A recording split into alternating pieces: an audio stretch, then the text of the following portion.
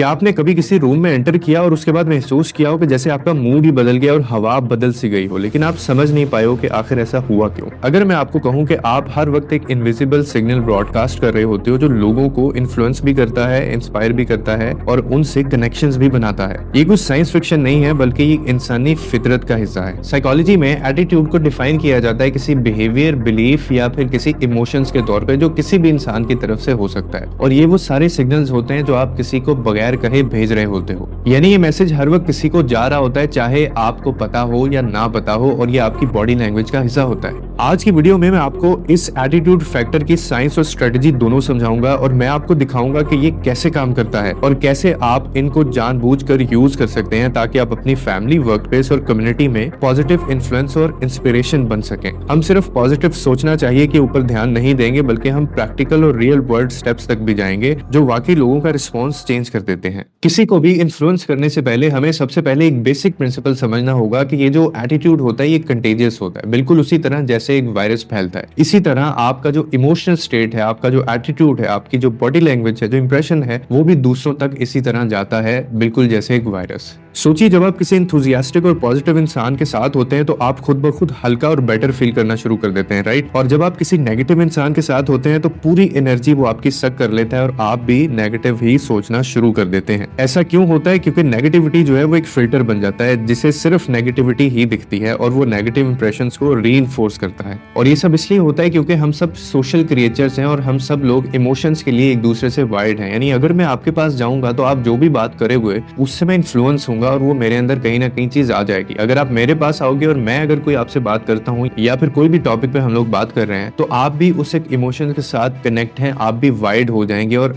Consciously वो आपके दिमाग में चली जाएगी। और यही वजह है कि आपका सबसे ज्यादा पावरफुल जो टूल है वो आपका एटीट्यूड ही होता है। सिर्फ आपके वर्ड्स या एक्शन नहीं, लेकिन जो आपका एक इमोशनल वेक है जो आप छोड़ जाते हैं, आपके इंप्रेशन, टोन और बॉडी लैंग्वेज सब मैसेज देते हैं बिना एक लफ्ज बोले। और गुड न्यूज बताऊं कि वायरस के ऑपोजिट आप चूज कर सकते हैं कि आप क्या स्प्रेड करना चाहते हैं। आप कॉन्शियसली डिसाइड कर सकते हो कि आपको एक पॉजिटिव एटीट्यूड लेकर चलना है या फिर एक नेगेटिव एटीट्यूड लेकर चलना है। तो सबसे पहला जो प्रिंसिपल है वो है खुद एक एग्जाम्पल बन जाओ। किसी को इंस्पायर करने का सबसे बेस्ट तरीका पता क्या है? खुद इंस्पिरेशन बन जाओ। ये एक इन्फ्लुएंस की बुनियाद होती है, यानी लीड बाय एग्जाम्पल। आपके एक्शन सिर्फ लाउडर नहीं होते, स्क्रीम करते हैं। जब आप वो बिहेवियर दिखाते हो जो आप दूसरों में देखना चाहते हो, जैसे positivity, integrity, strong work ethic, आप एक स्टैंडर्ड सेट करते हो। अगर एक लीडर किसी बड़े क्राइसिस में भी काम और ऑप्टिमिस्टिक रहता है तो वो सिर्फ प्रॉब्लम सॉल्व नहीं कर रहा, वो अपनी टीम को रेजिलियंस भी सिखा रहा है। पॉजिटिव एटीट्यूड का मतलब प्रॉब्लम को इग्नोर करना नहीं, बल्कि उस चैलेंज को एक्नॉलेज करके सोल्यूशन ढूंढना होता है। इसीलिए हमेशा खुद से स्टार्ट करो, हाई स्टैंडर्ड सेट करो, कमिटमेंट दिखाओ, और जब आप वो क्वालिटीज लिव करते हो जो आप दूसरों में चाहते हो तो आपको प्रीच नहीं करना पड़ता, बल्कि आपकी प्रेजेंस ही लेसन बन जाता है। And the second principle is connection catalyst, यानी जज्बाती ताल्लुकात बनाना। हमेशा याद रखें कि आप दुनिया के अंदर सिर्फ लॉजिक्स की बेस पे रिलेशंस नहीं बना सकते, बल्कि आपको कभी कभी जज्बात और इमोशंस की तरह भी कनेक्शन लोगों से बनाने हैं। लोग कभी कभी आपसे लॉजिक की बेस पे नहीं जुड़ते, वो आपसे इमोशन की बेस पे जुड़ जाते हैं। और जो असल इन्फ्लुएंस होता है वो हमेशा इमोशनल कनेक्शन से ही बनता है, चाहे आपके पास बेस्ट आइडियाज हो। अगर आप इमोशनली कनेक्ट नहीं कर पा रहे हो तो इम्पैक्ट लिमिटेड रह जाएगा। और इसका सबसे बड़ा जो की है वो एम्पैथी है, यानी जब आप किसी और के जज्बात समझने लगते हो तो आप उस इंसान को एक ऑब्स्टैकल नहीं बल्कि एक रियल इंसान दिखने लगते हो जिसके अपने ड्रीम्स हैं और अपने स्ट्रगल्स हैं, और ये ट्रस्ट बिल्ड करता है। सबसे इफेक्टिव एम्पैथी का जो तरीका है वो एक्टिव लिसनिंग होता है। मतलब सिर्फ सुनना नहीं है बल्कि समझना भी है। और ऐसे फोन हाथ में लेके तुम्हें नहीं समझना। जब भी आप किसी को अच्छी लिसनिंग देना चाहते हैं तो आप उसको ये फील करवाएं कि आप उसको सुन रहे हैं। मोबाइल साइड पर रखें, ध्यान उसकी तरफ दें, उसकी एक एक चीज उसको ऐसे लगे कि आप सुन रहे हैं, और वो बाद में भी अगर आपसे मिलता है तो आप उसकी उन 3-4 बातों में से कोई एक बात उसको याद दिलाइए। इससे उसको ये फील होगा कि लास्ट टाइम आपने उसको सुना था, और आपका जो कनेक्शन है वो और ज्यादा स्ट्रॉन्ग हो जाएगा। और इसमें अगर आपको मैं एक टिप देना चाहूँ तो उनके जो इमोशंस है उनको वैलिडेट करने की कोशिश करें, ताकि उनको महसूस हो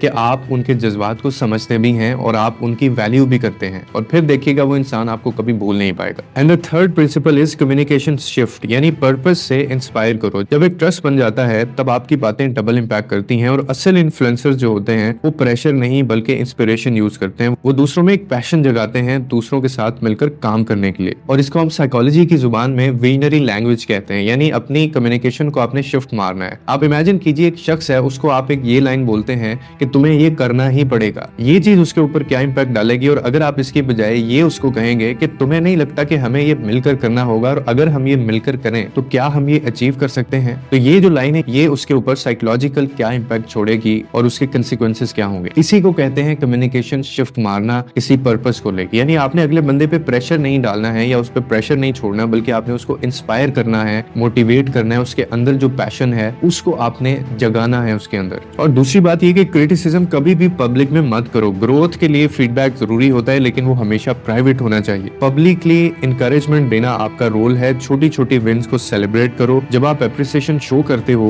आप रिस्पेक्ट कम्युनिकेट करते हो, और ये इन्फ्लुएंस को स्ट्रॉन्ग बनाता है और आपके रिलेशन को भी। And the fourth one is environment architect, यानी पॉजिटिव स्पेस बिल्ड करो। आपका एटीट्यूड ही आपके एनवायरनमेंट को ब्लूप्रिंट करता है। चाहे मीटिंग हो, चाहे डिनर टेबल हो, आप स्पेस डिजाइन कर सकते हो जहां पॉजिटिव ओपननेस और ग्रोथ हो। अपनी एनर्जी मैनेज करो। रूम में एंटर होने से पहले अपना मूड चेक करो। अगर ट्रैफिक ने फ्रस्ट्रेट कर दिया है या डेडलाइन का स्ट्रेस है, तो वो एनर्जी आपके साथ अंदर नहीं जानी चाहिए। डीप ब्रीथ लो, इंटेंशनली डिसाइड करो कि आप कौन सा एटीट्यूड अंदर लेकर जाना चाहते हो। ऐसा एनवायरनमेंट बनाओ जहां लोग अपने आइडियाज फ्रीली एक्सप्रेस कर सकें, और आपका फीडबैक ओपन होना चाहिए, और आप खुद भी फीडबैक रिसीव करने के लिए ओपन हो। और ये मैं इसलिए कह रहा हूँ कि जब लोग ये फील करते हैं ना कि उनका जो इनपुट है वो मैटर करता है, तो बिलीव मी वो आपको कभी छोड़ नहीं पाएंगे, और वो कम सैलरी में भी आपके साथ काम करने के लिए तैयार हो जाएंगे। और ये एक बहुत बड़ा इंपैक्ट डालता है ग्रोथ में भी और उस एक एनवायरनमेंट के अंदर भी। तो उम्मीद करता हूँ कि आज के जो प्रिंसिपल्स हैं वो आपकी लाइफ में उन्होंने कहीं ना कहीं वैल्यू ऐड किया होगा। अगर आपको इसी तरह की मजीद वीडियोस देखनी है तो हमारे चैनल को लाइक और सब्सक्राइब कीजिए, ताकि इस तरह की तमाम वीडियोस आप तक पहुंचती रहें।